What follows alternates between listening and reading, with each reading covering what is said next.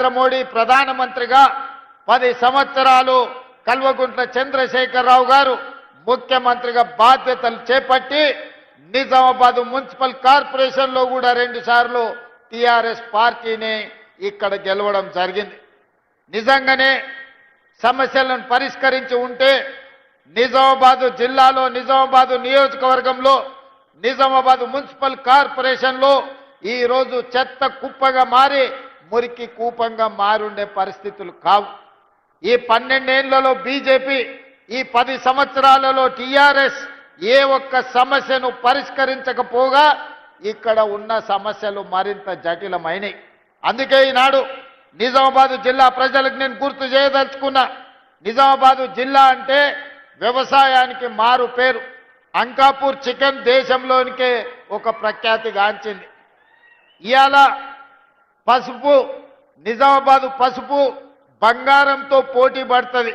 ఆయల్లో ఒక క్వింటాల్ నిజామాబాద్ పసుపు అమ్మితే తులం బంగారం కొనుక్కునే పరిస్థితి ఉండే, క్వింటాల్ పసుపు మార్కెట్లో అమ్మి తులం బంగారం కొనుక్కొని ఇంటికి వచ్చేదని పెద్దలు చెప్పేటోళ్ళు. ఇక్కడ చెరుకు కానీ, ఇక్కడి పసుపు కానీ, ఇక్కడ వరి ధాన్యం కానీ, ఇక్కడి వ్యవసాయం తెలంగాణకే కాదు దేశానికే ఆదర్శం. నేను రైతు ధర్నాకు వచ్చినప్పుడు చెప్పిన, హర్యానా పంజాబ్లో ఏ విధంగా పౌరుషంగా రైతాంగం కొట్లాడుతుందో, రైతుల సమస్య వచ్చినప్పుడు రైతాంగ హక్కుల కోసం, రైతుల గిట్టుబాటు ధర కోసం మొత్తం తెలంగాణ రాష్ట్రంలోనే మొట్టమొదట కదం దొక్కేది నిజామాబాద్ రైతాంగం. ఇక్కడి రైతుల్లో ఉన్న చైతన్యం, ఇక్కడ రైతుల్లో ఉన్న పట్టుదల పోరాటం దేశానికి ఆదర్శం.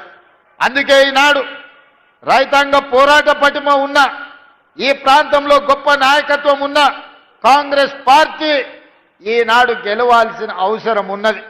ఆనాడు ఎట్లయితే డాక్టర్ వైఎస్ రాజశేఖర రెడ్డి గారు, డి శ్రీనివాస్ గారి నాయకత్వంలో వాళ్ళిద్దరి జోడీలో 2004, 2009 ఎన్నికల్లో కాంగ్రెస్ పార్టీ అధికారంలోకి రావడం మనం కళ్ళతో చూసినాం. అందుకే ఈనాడు ఖచ్చితంగా నేను ఈ వేదిక మీద నుంచి తెలంగాణ సమాజానికి మాట ఇవ్వదలుచుకున్నా. 2023 ఎన్నికల్లో నేను పిసిసి అధ్యక్షుడిగా, మహేష్ గౌడ్ గారు కార్యనిర్వాహక అధ్యక్షుడిగా 2023 నాడు కాంగ్రెస్ పార్టీని అధికారంలోకి తీసుకొచ్చినాం. మళ్ళీ 2029లో మహేష్ గౌడ్ గారు పిసిసి అధ్యక్షుడిగా, నేను ముఖ్యమంత్రిగా, ఆనాడు డాక్టర్ వైఎస్ రాజశేఖర రెడ్డి, ధర్మపురి శ్రీనివాస్ గారు రెండవసారి ఏ విధంగా కాంగ్రెస్ను అధికారంలోకి తీసుకొచ్చిండ్రో మళ్ళీ తెలంగాణ రాష్ట్రంలో రెండవసారి అధికారంలోకి తీసుకొచ్చే బాధ్యత తీసుకుంటాం. నేను పిసిసి అధ్యక్షుడు కాకముందు ఈడ రైతుల సమస్యల మీద నన్ను ఆహ్వానించి ఇక్కడ ఒక కార్యక్రమాన్ని ఏర్పాటు చేసింది.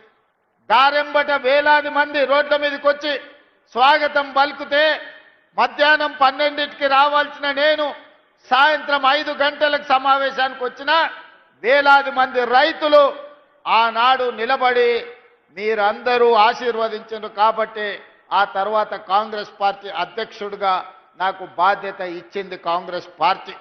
ఆ కాంగ్రెస్ పార్టీ అధ్యక్షుడిగా ప్రజాక్షేత్రంలో ప్రజా సమస్యల మీద కొట్లాడడంతో ఈనాడు తెలంగాణ రాష్ట్రంలో కాంగ్రెస్ పార్టీ అధికారంలోకి వచ్చింది.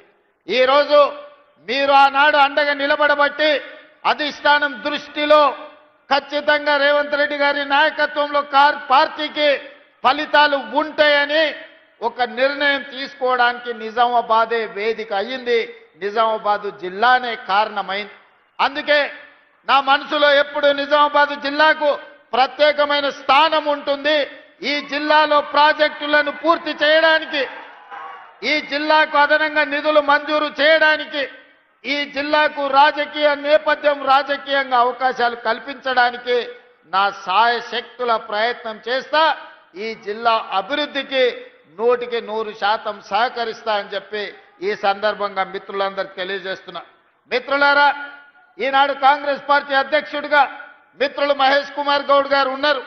వారు భూపతి రెడ్డి గారు నాకు చేసిన విజ్ఞప్తి మేరకు, పెద్దలు సుదర్శన్ రెడ్డి గారి సూచన మేరకు ఈ నిజామాబాద్ యూనివర్సిటీకి ఇంజనీరింగ్ కాలేజ్ కానీ, అగ్రికల్చర్ కాలేజ్ కానీ ఇతర ఇంటిగ్రేటెడ్ స్కూల్స్ కానీ 600 కోట్ల రూపాయల రోడ్లతో ఈనాడు అభివృద్ధి కార్యక్రమాలు చేసుకున్నాం. ఈ రోజు పిసిసి అధ్యక్షుడు నేను అధ్యక్షుడై